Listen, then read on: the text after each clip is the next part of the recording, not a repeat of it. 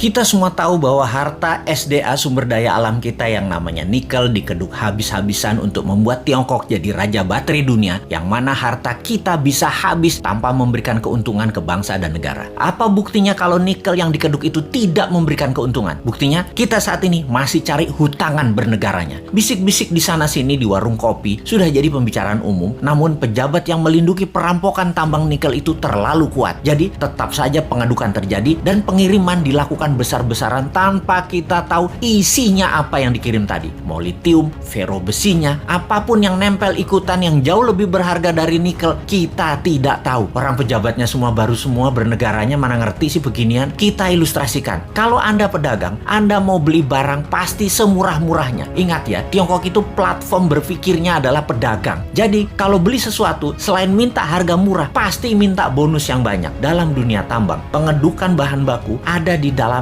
masih all in. Semuanya masih ada. Mulai dari barang berharga, katakanlah nikel, ada juga impuritiesnya atau barang yang tidak pure atau barang yang tidak murni atau barang yang tidak diperlukan seperti tanah dan lain sebagainya, masih tercampur. Lalu dibersihkan, macam-macam cara pembersihannya. Ada di leaching, diproses, tujuannya untuk membuang barang yang tidak dibutuhkan. Katakanlah 75% terbuang, tinggallah 25%. Kalau dibawa 100% ke Tiongkok, yang 75% tadi adalah taiknya tambang yang nggak diperlukan. Taiknya mah tinggal di Indonesia aja. Makanya sekali lagi, taiknya dibuang di Indonesia aja. Kalau tadi dari 1 ton produksi tambang nikel ada 2% kandungannya. Setelah diproses tinggal 25%, nikelnya tetap 2%, tapi bukan dari 1 ton, dari 250 kilo. Nah, dalam 250 kilo ini ada fero juga, ada litium juga, ada macam-macam yang dibayar yang paling murah. Yang dibayar apanya? Nikelnya doang. Feronikel, nikel laterit, dan banyak lagi unsur logam dan mineral yang sudah disarikan tidak dibayar oleh Tiongkok. Kita asli bernegara nih bodoh memang. Dan penjajah perampok itu dikasih karpet merah lagi, dilindungi, dan tidak ada yang sadar. Kalau ada yang sadar, maka segerombolan buzzer pecinta cuan anti NKRI mulai memecah belah bangsa dan mencari sisi positif yang kecil dibesar-besarkan dari sisi bosnya, tapi mencari sisi buruk, pengkritisi tanpa solusi, dan diputer-puter beritanya agar rakyat tahu pengkritisi itu dosa. Apa yang terjadi kalau hal ini didiamkan dalam jangka pendek? Bukan dalam jangka panjang ya, pendek ya. Negara kita akan miskin, pejabatnya makin kaya, rakyat nambah lapar. Kita hanya mengingatkan arahnya nantinya. Sebagai contoh sejarah kebodohan penguasa atas kelolaan sumber daya alam, kita mau kasih ilustrasi. Ada 3 negara yang akan kita pakai jadi contoh kali ini, yaitu Nauru, Venezuela, Zimbabwe. Fosfat, oil business, berliannya Zimbabwe. Nauru di tahun 1980-an, negara dengan 7.000 populasi adalah negara yang sangat kaya, bahkan negara terkaya di dunia. Nauru adalah salah satu negara di selatan Pasifik. Nauru menghasilkan fosfat, bahan baku untuk pupuk. Saking kayanya, semua warganya digratiskan untuk melakukan apapun, sampai keluar negeri dibayarin pemerintah, diongkosi. Dan ada joke di sana, dolar itu hanya toilet papers. Dan ini bukan kiasan, dipakai beneran untuk ngelap pantat beneran. Lalu hasil alamnya ternyata habis 20 tahun kemudian. Dan Nauru saat ini menjadi sangat miskin ya.